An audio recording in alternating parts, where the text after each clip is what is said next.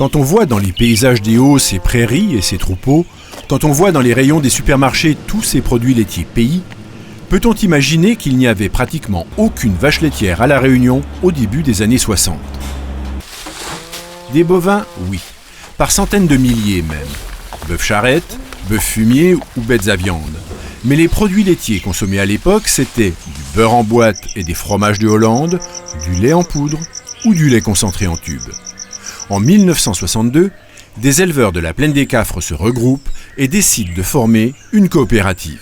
On a descendu au tampon à la mairie pour former la Ticalé.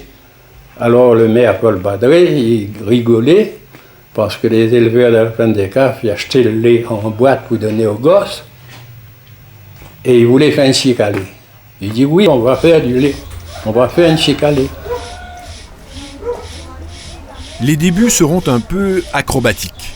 Il a fallu traire des animaux qui n'y étaient pas du tout habitués, ramasser du lait dans des écarts sans chemin et fabriquer des yaourts dans des conditions très artisanales. Premier débouché, les cantines scolaires. Mais pour les enfants dans ces années-là, un yaourt était quelque chose de totalement inconnu.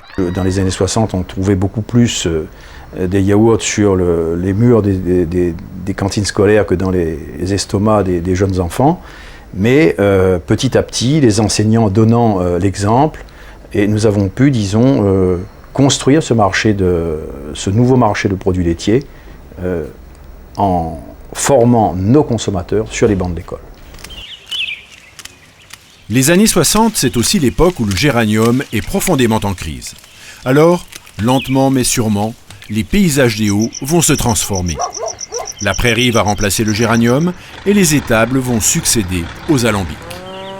Une filière est née et avec elle un nouveau métier, celui d'éleveur.